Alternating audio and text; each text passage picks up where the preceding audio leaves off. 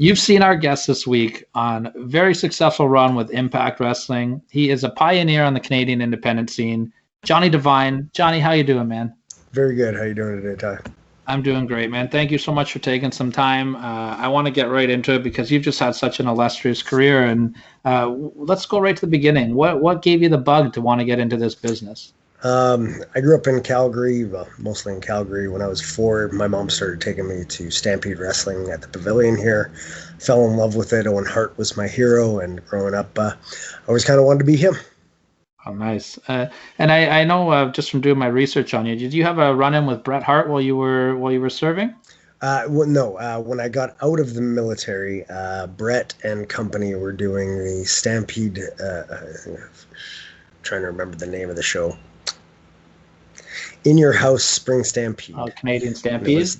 A Canadian, thank you. And it was the Hart Foundation against Austin, the Road Warriors, Gold Dust, and Ahmed Johnson. Shamrock, I think. Shamrock. Yeah. Thank you. That was one of my favorite matches. Yeah.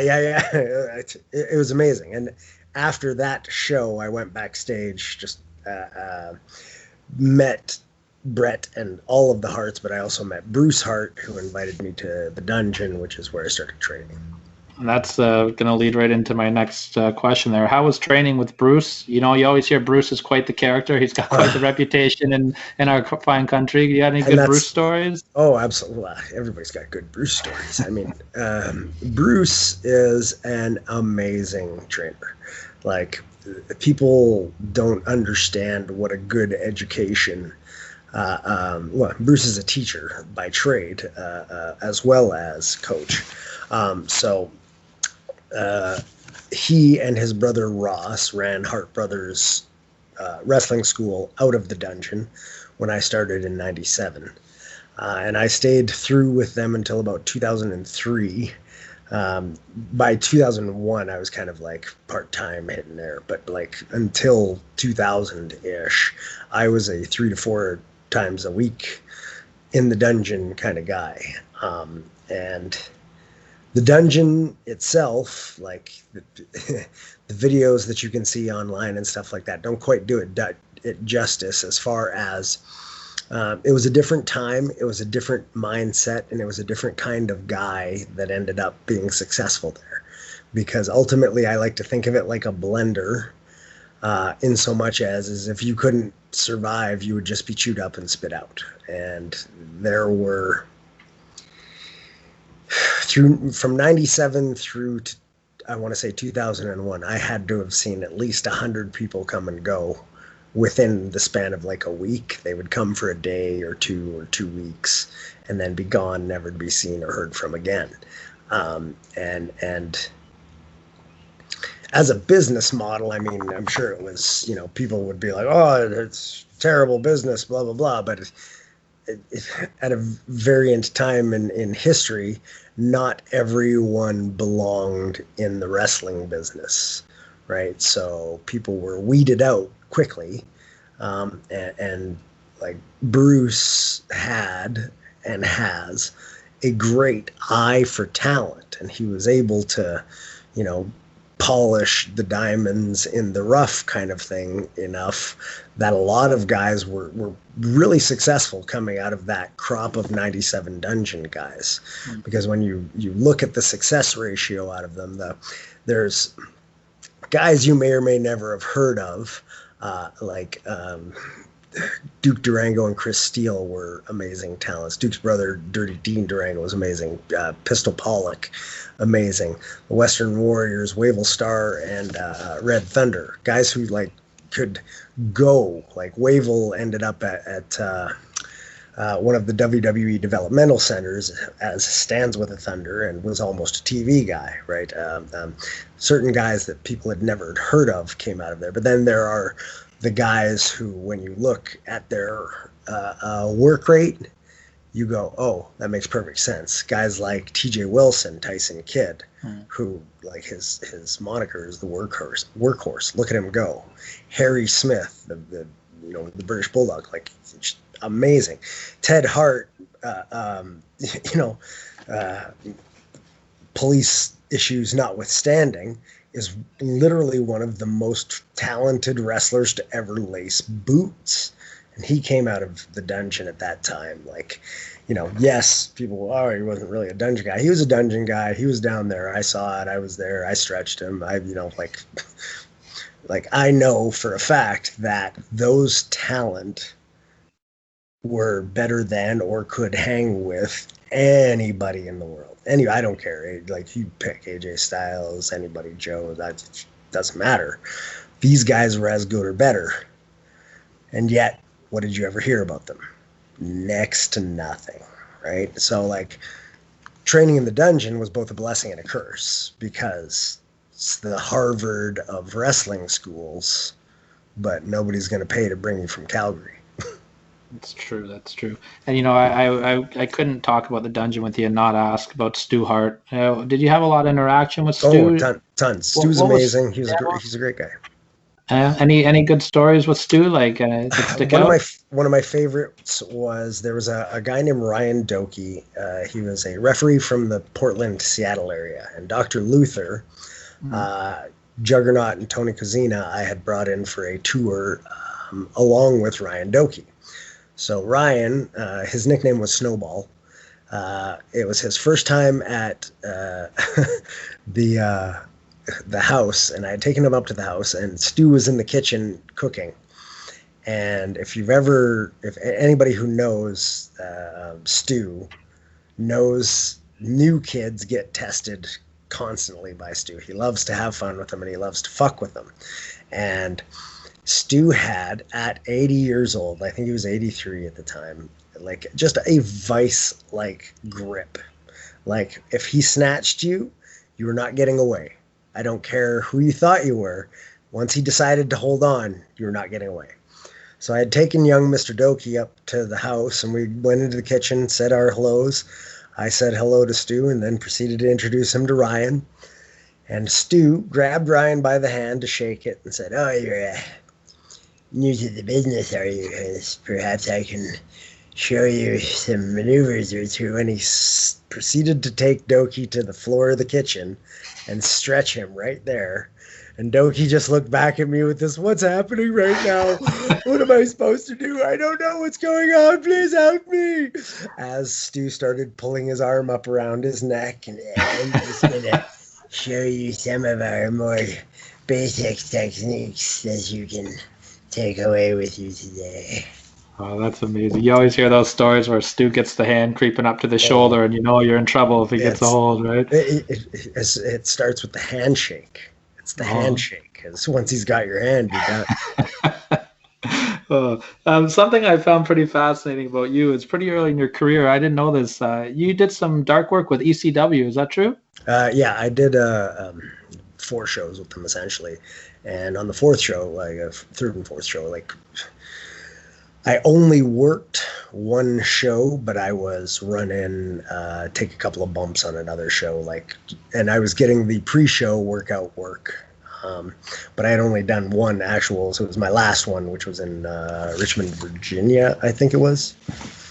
I have the run sheet, so nice. Memory is escaping me. But the romanticized is a word I use with ECW. What was that being like in front of that crowd? Did you get the full ECW experience there? And like, I missed, like, Paulie and Dreamer both were like, "Hey man, we would love to use you. Like, when can you be available?" And I was like, "Well, I'm in Calgary. You guys gonna fly me?" They're like, "When can you move here?"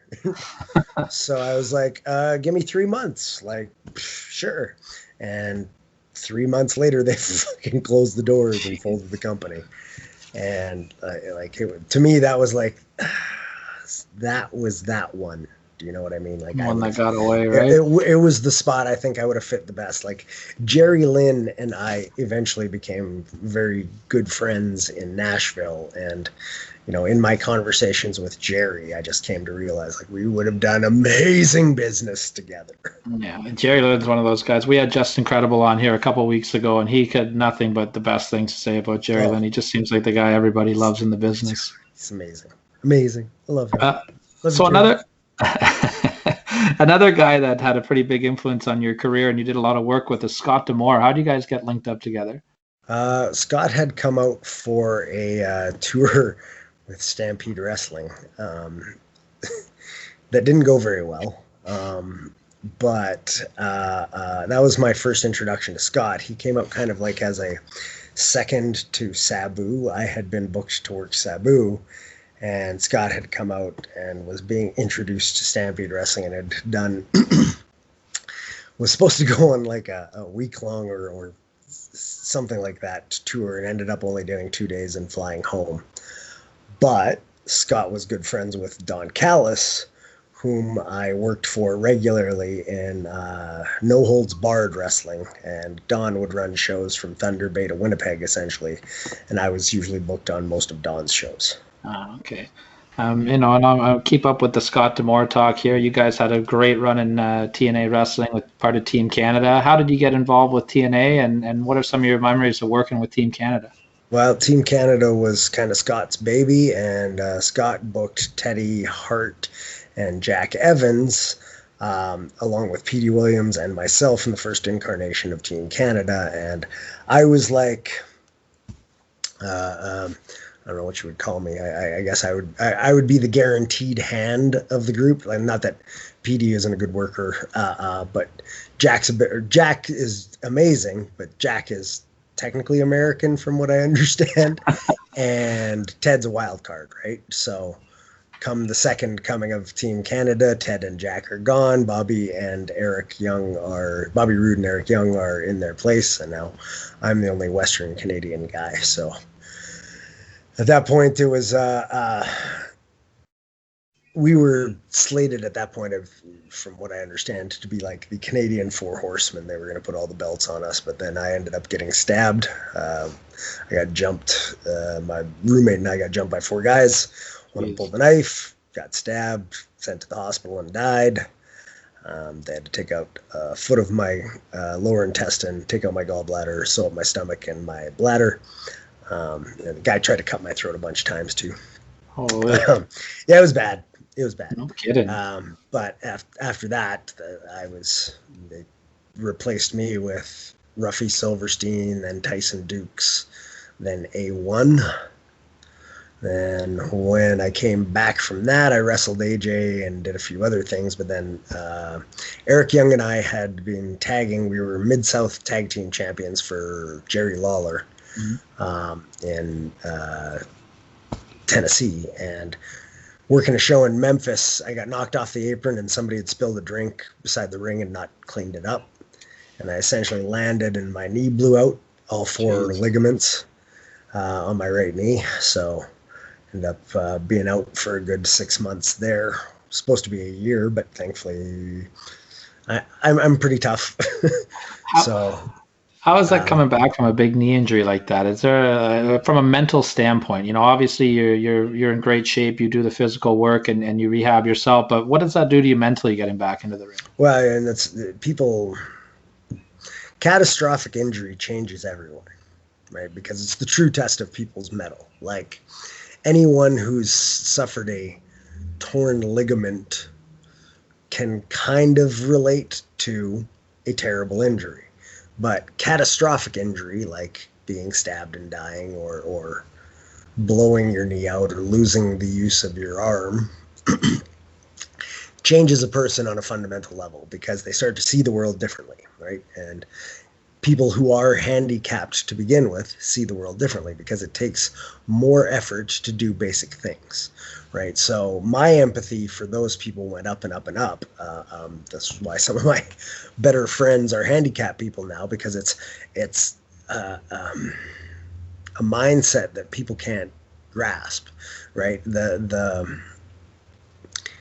having or being at your peak athletically, physically as a human, and then having that taken from you, and then having to work doubly hard to get that back in a short amount of time, basically, right? You've got essentially to take what is 3 months or 6 months worth of atrophy, depending on what the body part is, because ultimately your muscle tone on that body part is going to waste away if you're healing it and rehabbing it properly.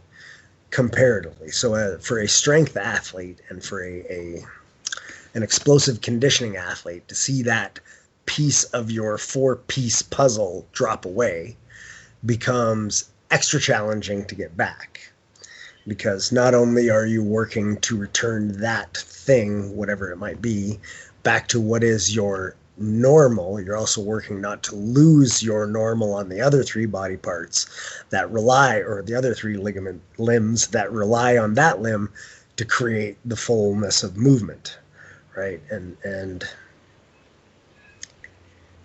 every time you see somebody go away for an injury, no matter what it is, when they come back, they're a better worker, because they understand more and more and more the premise of working smarter, not harder, right? And smarter means you don't put yourself at risk unless you absolutely have to, and know that it's going to benefit you in the end if it comes out poorly, right? Because once again, it's like that $100 risking your career for $100. Is it really worth it to hit that moonsault to the floor, or will a tope or a suicide dive do just as well? Mm-hmm. That makes sense. No, that makes a lot of sense. I just got a couple more about your TNA run here. You've been really generous with your time today, so I don't want to take up too much of it. After Team Canada, you got to do a lot of work that I thought was really entertaining with Kevin Nash and Alex Shelley with the paparazzi production. How fun was that? Like, you looked like you guys were having a blast doing that stuff. And I was having a blast, but I'll tell you this, from a talent standpoint, it was an awful place to be. Kevin Nash and Alex Shelley were gold. They were absolute. You put them together and it didn't matter what came out of their mouths, it entertained. So now imagine being the third wheel stuck into that equation where you're expected to try to get yourself over. And it's like, man, like it couldn't be a worse spot. Because what am I supposed to do? Am I supposed to banter with Shelley and Nash? And if it doesn't gel, then what? Yeah. Right. And that was the scenario where they're barely allowing me to talk anyway. So all I had to do was stand there and watch. It was easy and hilarious. The little bits that I did get to do and say, like, it's great. But at the same time, as far as a placement and location, fuck. Thanks, but no thanks. That was awful. It was awful for me because I was entertained, but as a talent, I was buried. Yeah. Absolutely. And then, from there, you split off and you started doing work with Raven as you got a whole new persona. You were Havoc. What are your memories working with that? Because that's the gimmick where you were getting caned by Raven every night, right? And so my punishment for being, hey, Dutch or whoever in the office, like Nash and Shelley are doing great business here. Why the fuck do you want to put me in this when, I don't bring anything to add to their equation? Right? Okay, well, we'll take you out of that and we'll put you in here and we'll beat you with a stick, was their reply. So, not my favorite time, but at the same time, I got to work tightly with Frankie Kazarian and Matt Bentley, who are incredible talents. And then Raven, who the office got so sick of because he literally pitched 100 things at them weekly, I'm sure. But he and I got along exceedingly well. And there was a point where my fingers were crossed where they were going to hopefully put Raven and I as a regular tag team. And that would have been tremendous because he really is a genius and has a brilliant mind for the business, but almost too brilliant in so much as his ideas were so advanced that they couldn't keep up. Now, the things that Raven was pitching in, I think that was 2006-07. People don't understand this or get this, but Raven was pitching cinematic matches then.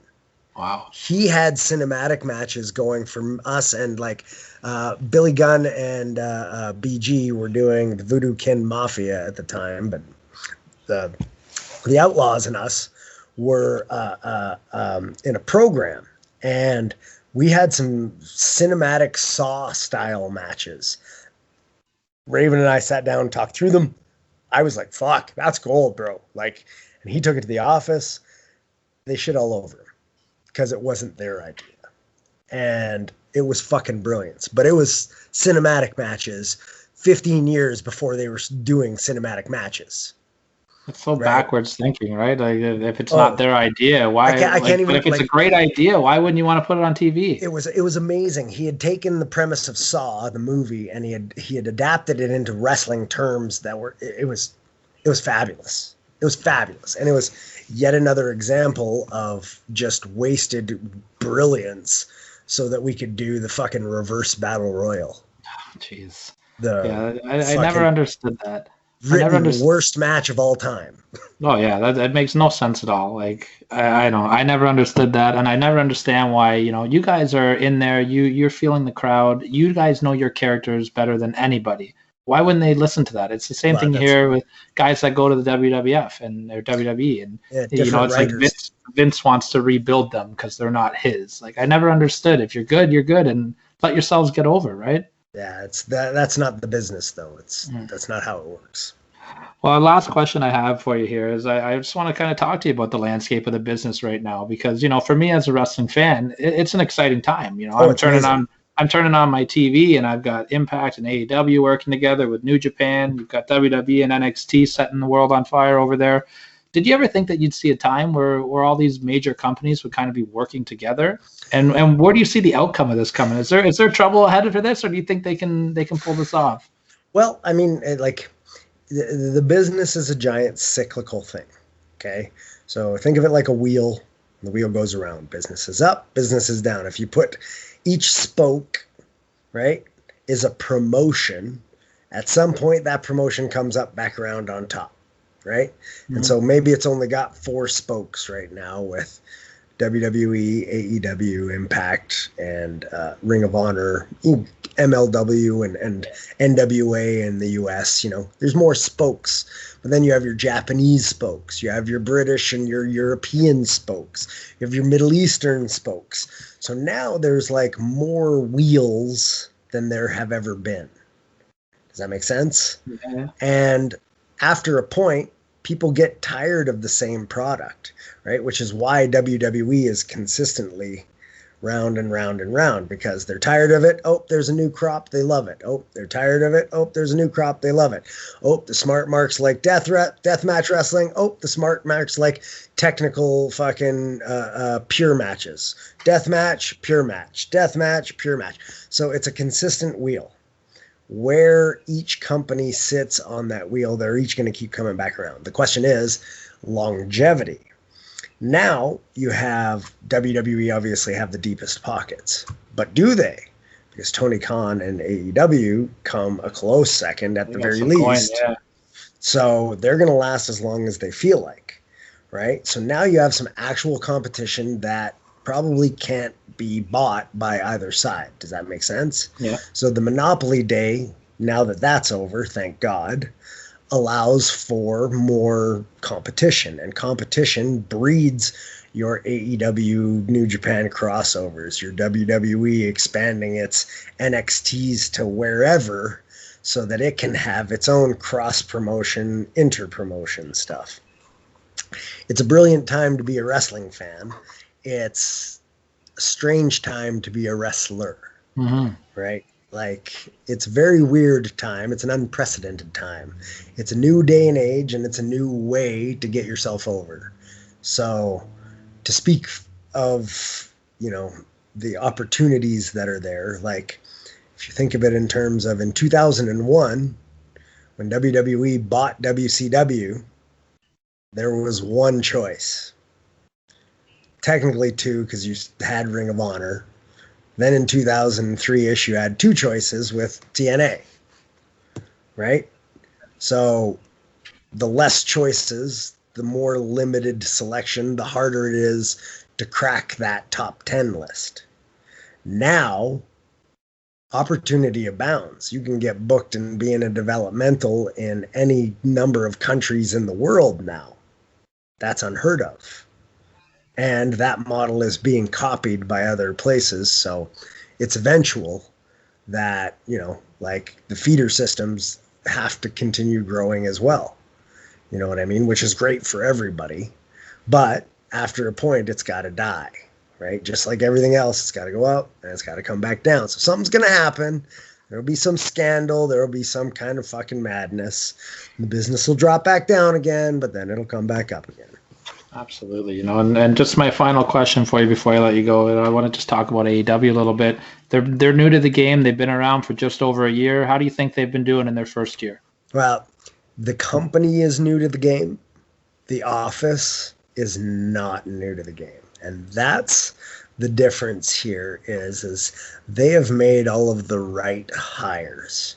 They are going nowhere because the combined 1,000 years of experience of their office and staff ensures that the wrestling business will live on and not necessarily the entertainment business. I like that. That's a great way to think about that. Before we sign off here, do you have any social media you want to plug where the people can get a hold of you? Any projects that you're working on? Well, I've got a few things coming down the pipe. If you want to, you can always check me out on Facebook. I have, of course, a page on Jonny Devine is the name of the page. And on Instagram at Canadian Silver Badger, and on Twitter at Canadian Silver Badger or at Canadian Devine, one of the two. Pretty sure it's at Canadian Devine. Twitter's at Canadian Devine. Perfect, man. Well, as someone who's had the pleasure to see you work live on more than one occasion, I can't thank you enough for joining me today. I'm always a huge fan, and best of luck to you in the future, my friend. Thanks very much, Tyler. Have a good day. You too. Take care, man. Great.